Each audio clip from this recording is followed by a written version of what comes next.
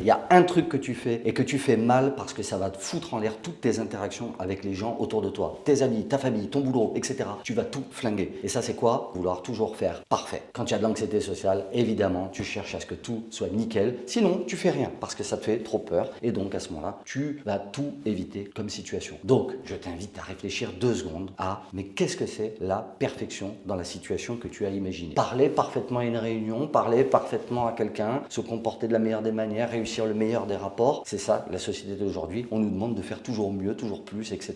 D'être toujours plus beau, plus belle, plus mince, plus gros, plus noir, plus blanc, plus vert, ce que tu veux. Mais en tout cas, toujours plus.